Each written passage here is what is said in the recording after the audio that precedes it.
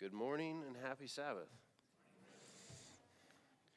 I'm excited today because there's two things I really enjoy. Number one is teaching or sharing, and number two is potluck. I love potluck. There's potluck, right? Did I get okay, just making sure. I didn't want to be disappointed.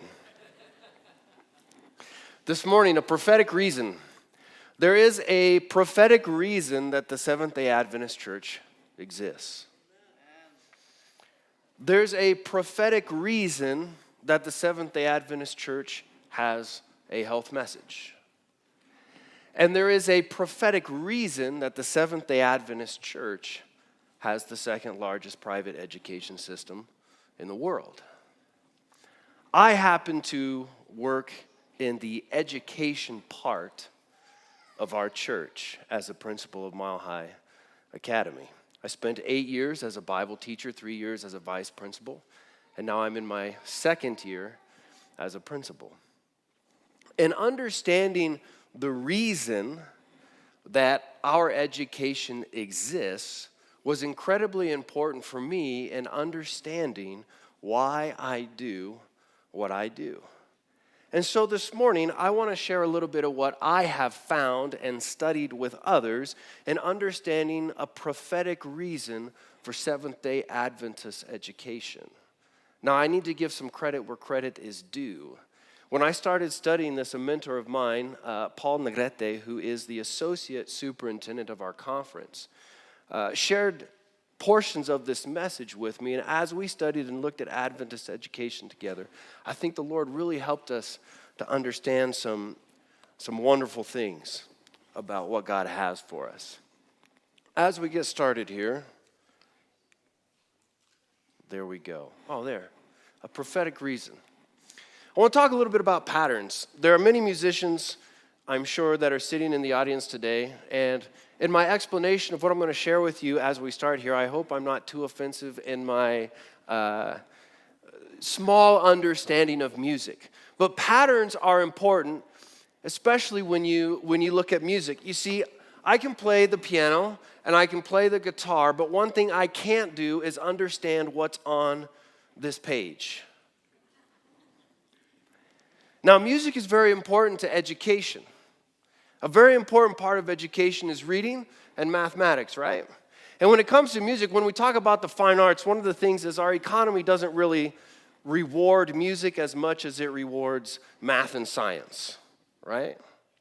But music, if we want to talk about whole person development, music is actually an incredibly important part of development, because within music, not only are you reading, but there's also mathematics. Now, my problem when I look at music is the same problem that I have when I read. When I read, I say every word in my head, even when I'm reading silently. Not everybody does that.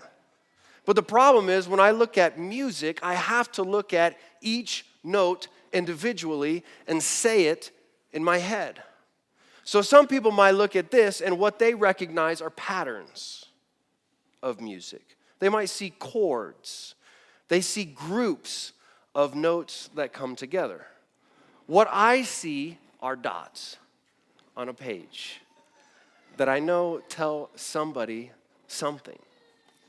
And see, my mother thought that me learning music was very important, and she was right.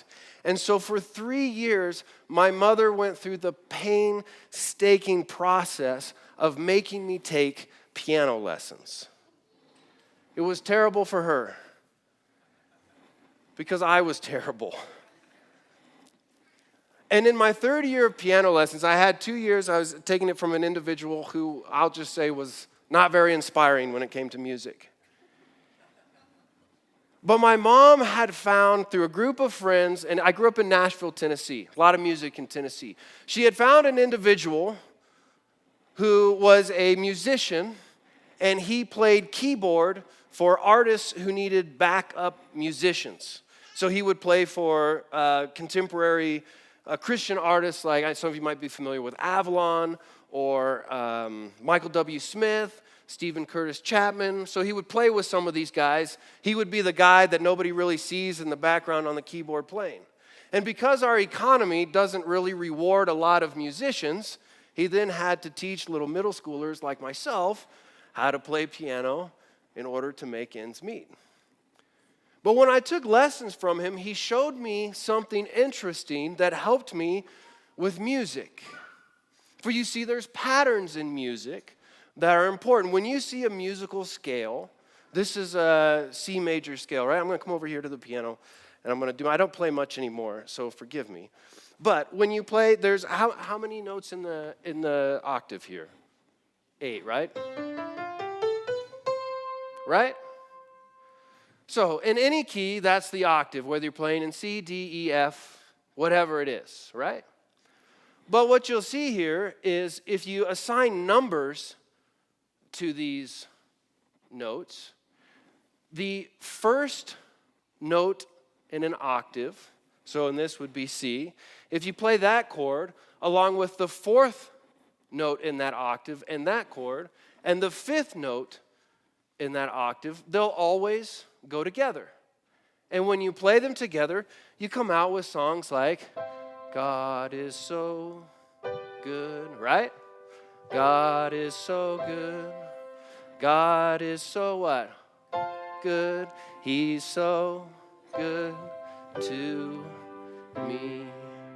And a lot of songs are composed in this pattern. Now, there's variations to this pattern, and there's exceptions, because as you see here in the sixth note in the octave, you'll find a minor. So in the key of C, that would be an A minor, right? So then you have songs like As the Deer. Are you familiar with that one? As the deer panteth for the water, so my soul longeth after you. Right? And it's very simple. So when I see music, I don't see notes. I see this 1-4-5 pattern.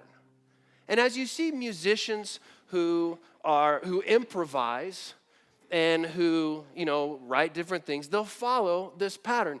And this is important because it lets me know where to go. Now, my wife is different. Have you ever heard of people who play by ear? I have an okay ear when it comes to music. It's okay. It's not great.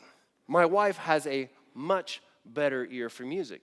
So when she starts playing the piano, I'll pick up my guitar, and she's playing beautiful songs, and I'll be like, Heidi, what key are you in? And she'll say, I don't know. So I start searching to find the key, right? And she'll keep playing. I'll be like, oh, what are you doing now? I don't know. And she just keeps playing. So she has more of a musical ear than myself. But here's the point that I want to make here. The pattern is important because it helps me understand where I'm going to go with music. So when people ask me if I play by ear, the answer is not really. I really play by educated guess. Because I understand the 1-4-5 minor pattern in music. And some of you who play, I feel bad. Wonderful musicians that play up here. Again, I hope I'm not too, my knowledge is very rudimentary. But it's still fun to get up and play. But this pattern is important. Oh, my clicker, I left it over here. This pattern is important for me. And patterns are important because they help us to see things in life. And so here's the question. Is there a biblical and prophetic reason for why we have Adventist schools? So I want you to take what I just explained to you about a pattern. I want you to tuck that away in your mind. I'm going to come back to that and why patterns are important.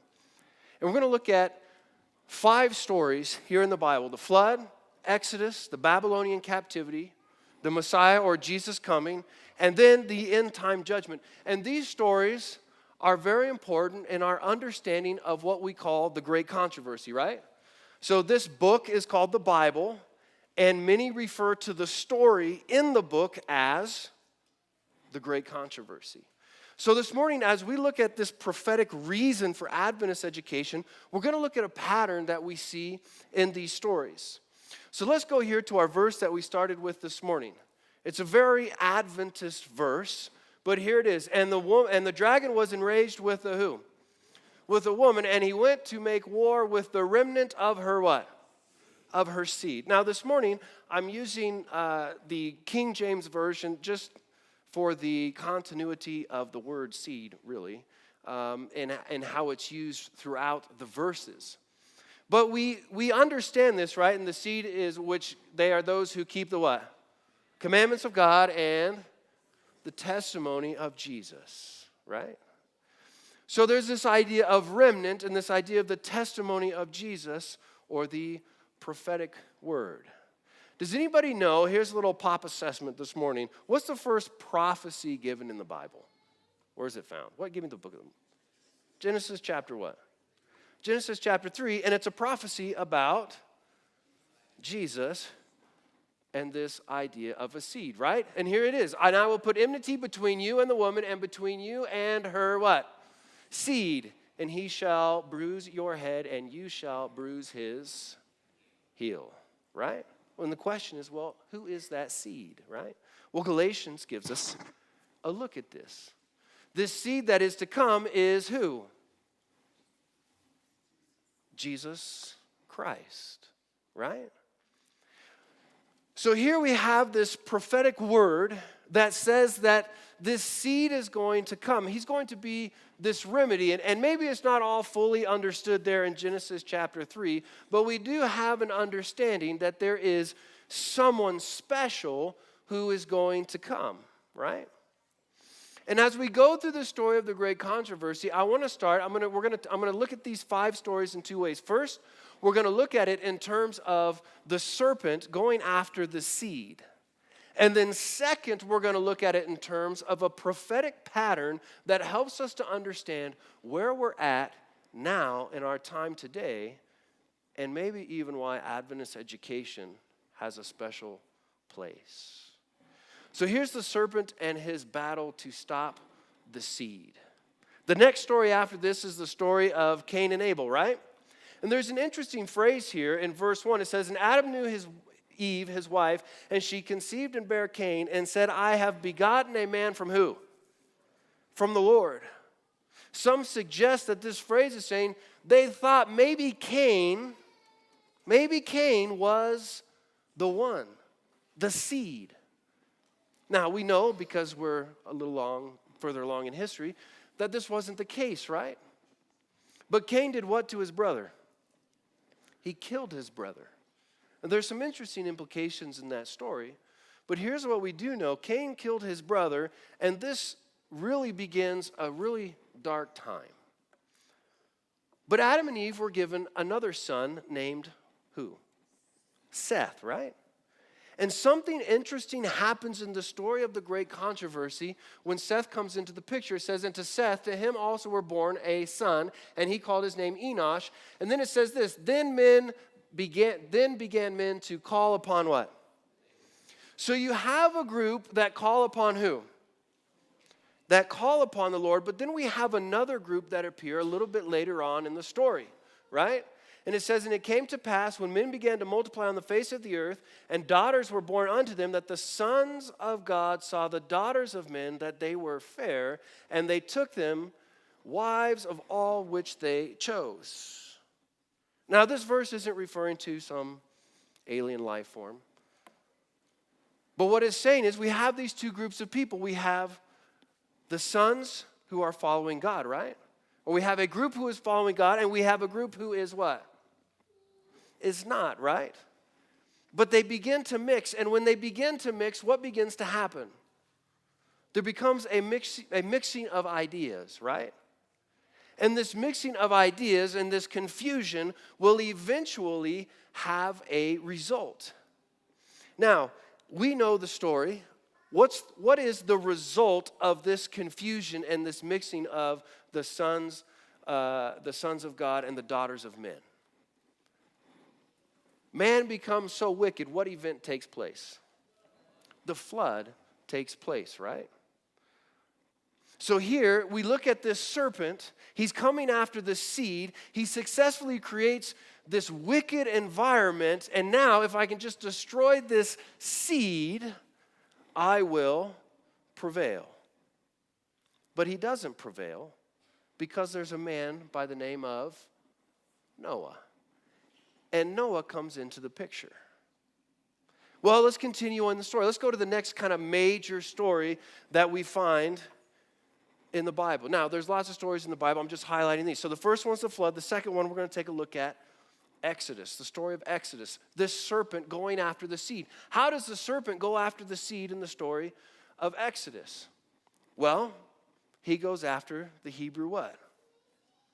He goes after the Hebrew boys, right? Here's a verse up there. He instructs the midwives of the Hebrews to kill the baby what? To kill the baby boys. And this is after he has enslaved them there in Egypt.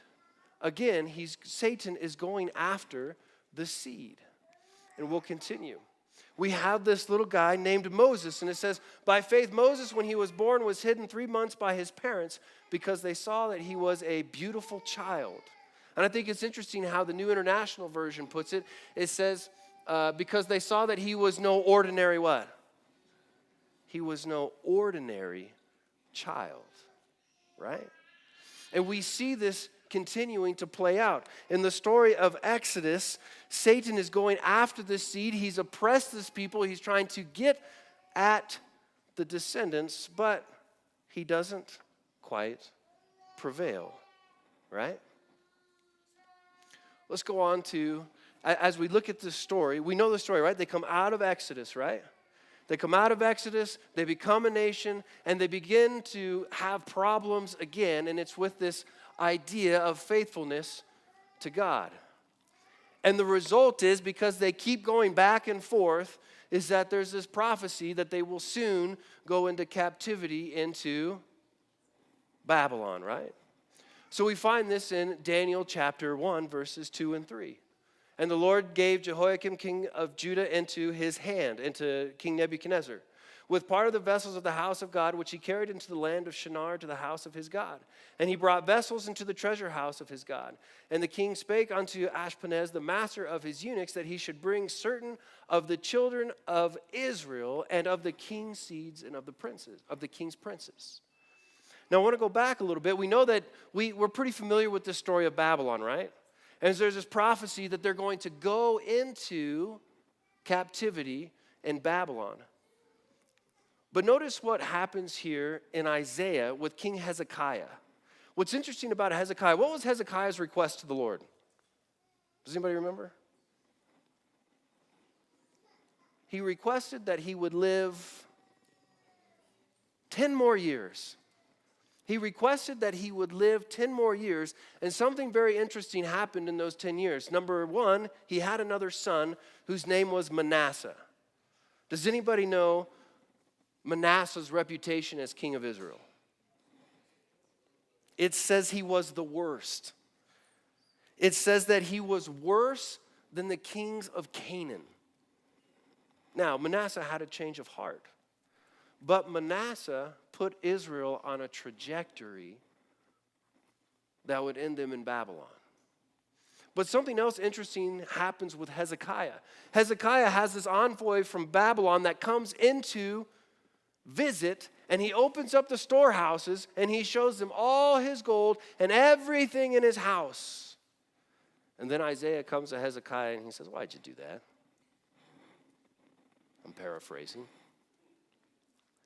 But look at this. Then verse 5. Then Isaiah said to Hezekiah, "Hear the word of the Lord of hosts.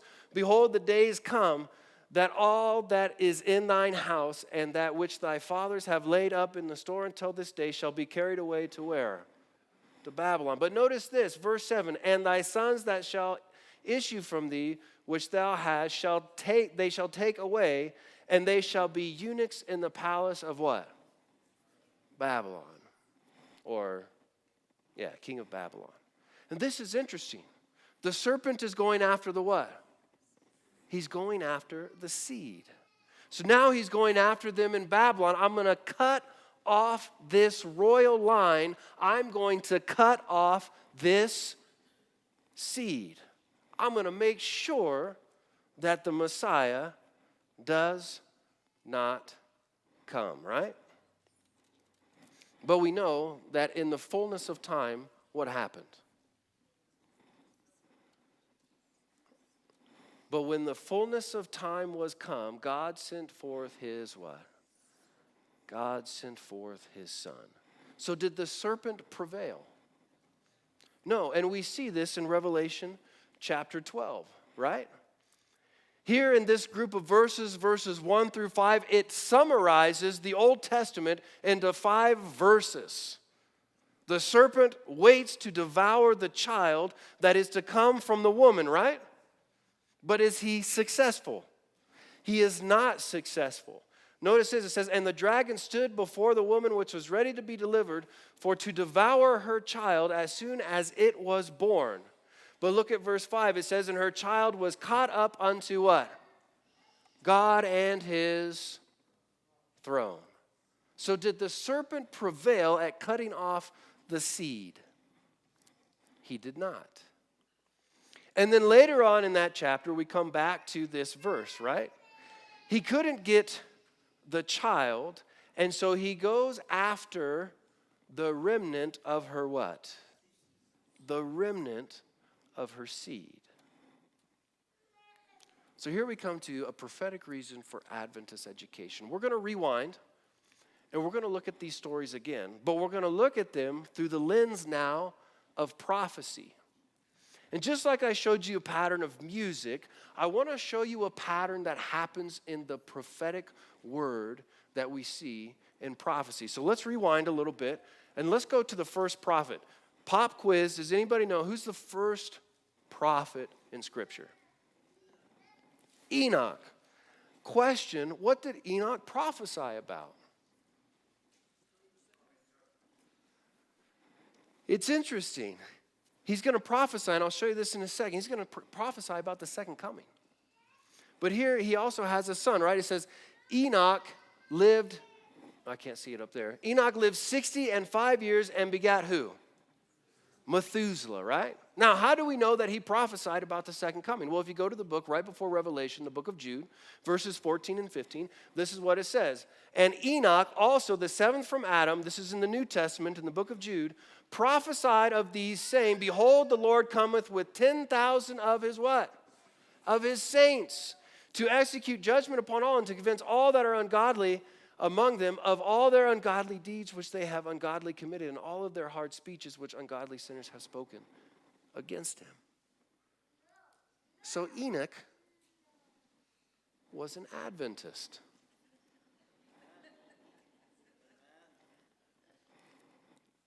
And I would wager to say he was also a Seventh-day Adventist.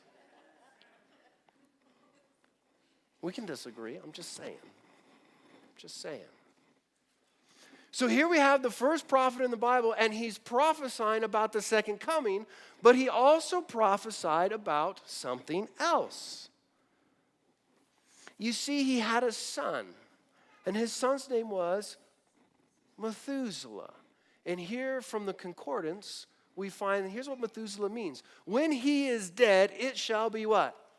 Sent. A deluge. What deluge was sent in the year that Methuselah died? The flood. Now, I won't go through all the math to figure that out. I'll leave that to the math teachers.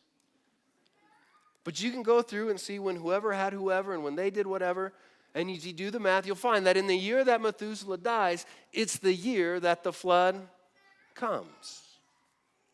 Now, when we look at these prophecies, what's interesting is God is giving a message to his people, right? And he wants to make sure that the message is heard. And so we begin to see a pattern that is going to emerge. Methuselah is Enoch's prophetic time for his prophecy of the flood. Are we following? Methuselah's lifespan is the prophetic time of when the flood will come. So here is a pattern that we see that will begin to emerge. God's prophetic formula. We'll see that there's a long-term prophet who's going to say, hey guys, this is going to come. Then we'll have a short-term prophet who will come and say, hey guys, it's time for it to come. And out of that, we will see a remnant, and we will see this in the 5 stories that we talked about where the serpent is going after the seed. So watch this. In this particular prophecy, our long-term prophet is Enoch. And before the flood came, there was his grandson, great-grandson, whichever one it was, Noah, who prophesied that what was coming? The flood. And then when it did come, there was a remnant who were Noah and his family. Does this make sense? A simple pattern that we're going to see repeated through these major prophecies of Scripture.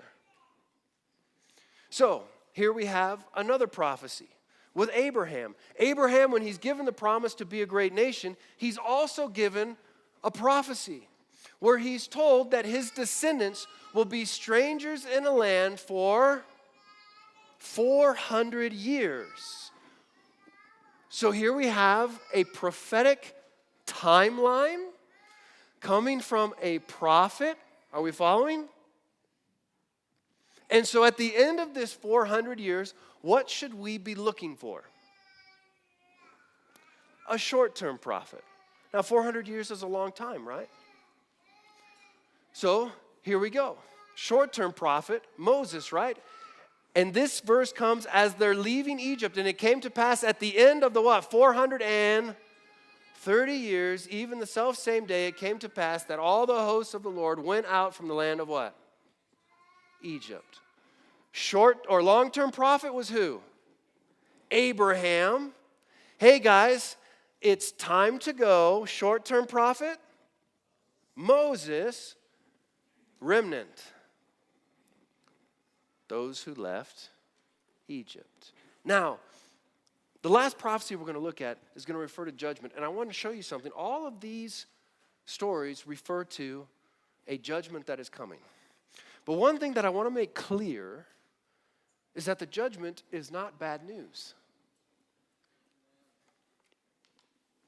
In the story of when they left Egypt, notice I put in there those who what? Was it just Israelites that left? No, it wasn't. It was also those who chose to put what on their doorposts? The blood of the Lamb. So when judgment came to Egypt, God wasn't making a list and checking it twice, trying to figure out who's naughty or nice. He was simply confirming the decision to be covered by the blood of the Lamb. And the good news is freedom. I don't care how you slice judgment. That's always the result of judgment. Freedom is always the result. And we can come back and talk about that a little bit more later. That's one of my favorite things to talk about. But here we have long-term Abraham, short-term Moses, remnant those who what? Left Egypt. Now, we have a problem because the Israelites fall into the same pattern that we're still following today, right? This idea of faithfulness within their relationship to God. And so we have the story that's coming of Babylon, right? And the Lord comes to Jeremiah the prophet, and he says, you will be going to Babylon, right? He says, and this whole land shall be a desolation and an astonishment, and these nations shall serve the king of who? Babylon. And do we have a time frame? 70 years. They shall serve them for 70 years, and it shall come to pass when the 70 years are accomplished that I will punish the king of Babylon and that nation, saith the Lord, for their iniquity, and the land of the Chaldeans, and so on and so forth, perpetual desolations. So do we have a long-term prophecy here? Do we have a time frame? We do. So, let's see what happens. In the first year of Darius, the son of Ahasuerus, of the seed of the Medes, which was made by king over the realm of the Chaldeans, in the first year of his reign, I who? Daniel understood by books the numbers of years. Now, question, what books was Daniel reading? Jeremiah. So Daniel understood by the prophecy in Jeremiah that what was about to end? The 70 years of captivity. Do we have a long-term prophet? We have a short-term prophet, Daniel, and the result was freedom from Babylon through God's servant, Cyrus, who sends them back to Jerusalem. So we have long-term prophet, Jeremiah, right? Short-term prophet is who? Daniel. And the remnant is what? Those who return to Jerusalem. Now, question, just a little ipso facto. Did all of the Hebrews or Israel, did they all return to Jerusalem? Some of them got comfortable in Babylon. Some of them did get comfortable, and they chose to stay in Babylon. So when the call came to come out of Babylon, did they go? No. Well, there's a lot of lessons from that too, but for today, we'll continue with this pattern that we see in prophecy.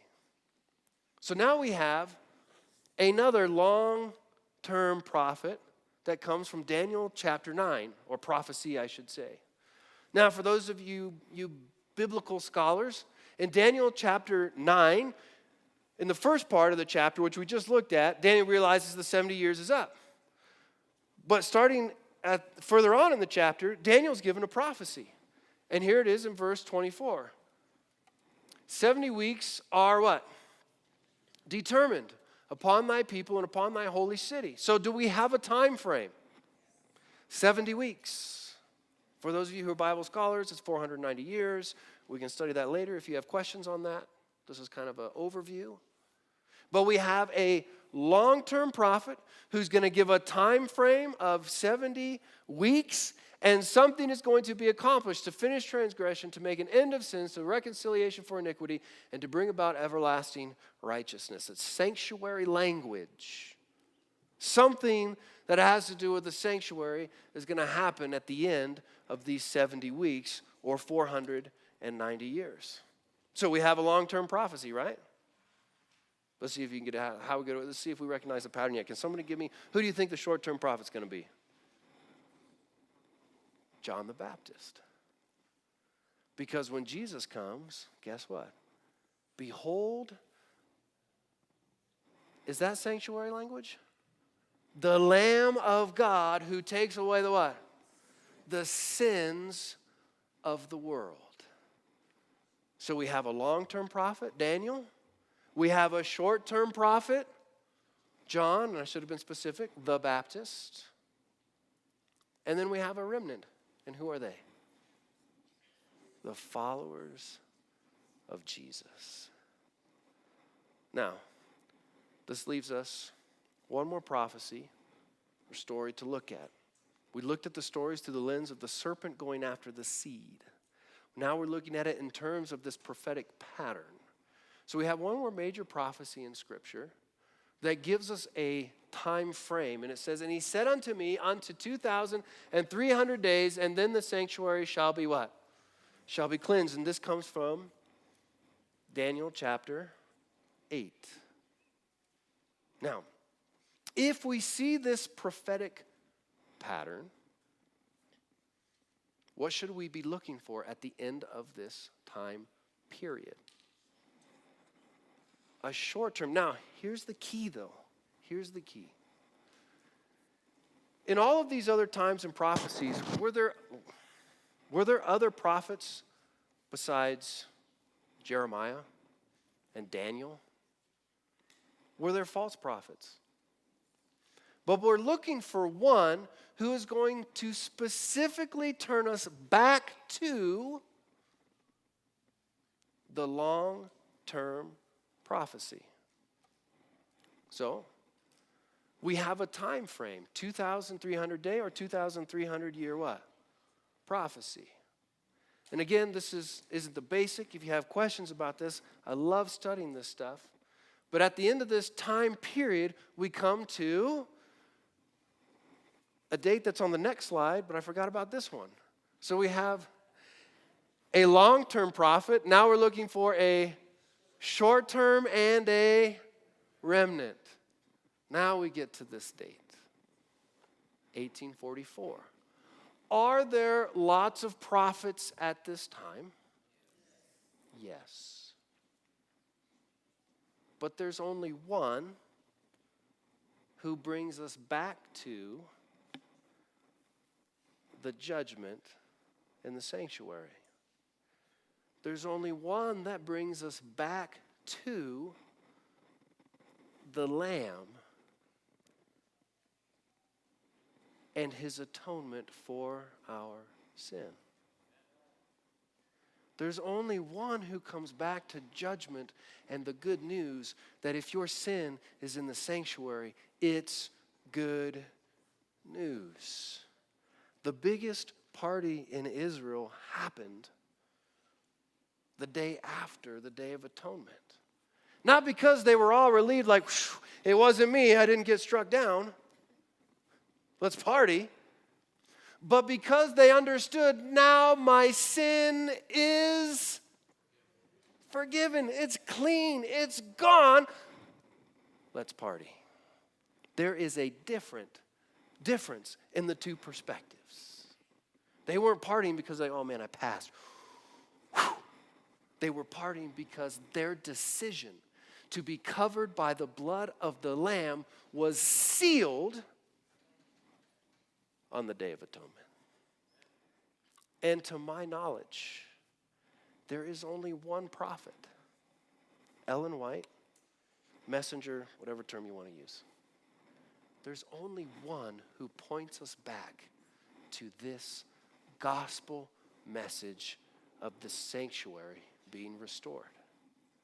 And here we find the birth of our church. In this prophetic word that comes out and gives guidance. But it wasn't just about church that she gave instruction. It wasn't just about the health message that she gave instruction. But in 1872, she began writing about education. Her first writing was Proper Education in 1872. And looking at education at that time, it wasn't very great. It wasn't very sanitary. And it didn't address the whole person. She would later refine that message into her 1903 book, the Book of Education, which if you are an Adventist educator, you've probably at least been told to read it, whether you've read it or not, I don't know. But there's something very interesting that we find there. You see, she wrote about the integration of education and what? They are not mutually exclusive. They are integrated in one mission and one purpose. Look at this. In the highest sense of the work of education and in the highest sense, the work of education and the work of redemption are one. For in education as in redemption, other foundation can no man lay than that is laid, which is what? Jesus Christ. It was the good pleasure of the Father that in him should all the fullness dwell. The work of education and the work of redemption are one. We are not separate from the work of the church. We are one.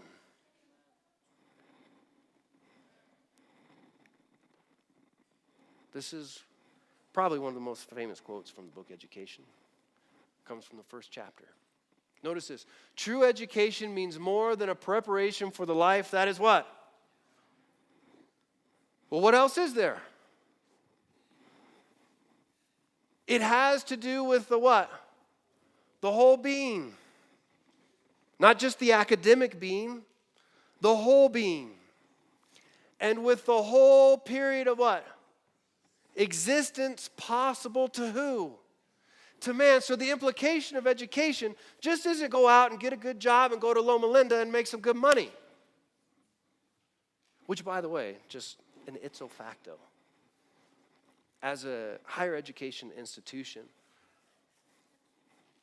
Loma Linda graduates have the highest earning percentage of any higher education institution in America. Ipso facto. But notice this, the whole period of existence possible. So that doesn't just include now, but what else? What else is possible? Eternity. It's not just about now. It's about eternity. It is the harmonious development of the physical, the mental, and the what? Now, here's the tough one for me. The last sentence. It prepares the student for the joy of service in this world, right? And for the what? Higher joy of wider service in the world to come. I thought I was going to get a break, Lord. Tell me I got to take the kids on more retreats, more mission trips. I'm tired. You know how late they keep me up? Jaden doesn't sleep. I won't lie, that last sentence was a tough one for me.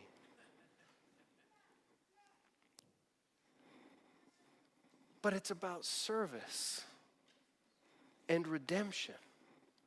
Not only for today, not only for tomorrow, and not only until we go to sleep in Jesus, but also for when that trumpet sounds and we hear the voice of the Lord bring us forth from the grave, and we continue to exercise what we learned here in our church, in our home, and in our school. The work of redemption and the work of education are one. And there is a prophetic reason that Adventist education exists. And I'll finish going back to this. So then the dragon was furious and raged at the woman, and he went away to wage war on the remainder. Now this is a different version, the Amplified. It's interesting how they put it. To wage war on the remainder of her what? Descendants, on those who obey God's commandments and have the testimony of Jesus Christ. I don't mean to bring doom and gloom. There's a war. I mean, there is. There is. We need to be mindful. We need to be diligent. And we need to be wise. But I just present it to you this morning as something to consider. And for myself, I answered several questions. Number one, is God real? The answer was yes. I went through that process. Number two, did Jesus save me from my sins? Yes. Number three, is there a prophetic word to guide my life? Yes. And then came the ultimate question as an Adventist educator. Is there a prophetic reason to do what I do? Yes. Now that's my personal belief, that there is a prophetic reason to get up every morning and to work in Adventist education. I always find it interesting. There's a little quip here and then people always ask, Andrew, you ever going to join the ministry? I don't know, maybe someday. Maybe someday I'll have a congregation. Right now I got 230 kids. My congregation meets 5 days a week, 7 hours a day. Maybe someday I'll join the ministry. I don't know. We'll see what happens. But I praise God every day that he's given us assurance in his word. That as we look at this prophetic pattern, we can have confidence that Jesus is coming again. And that he's given us a work to do. And so today we'll finish with a song that the Holy Spirit knew. Soon and very soon.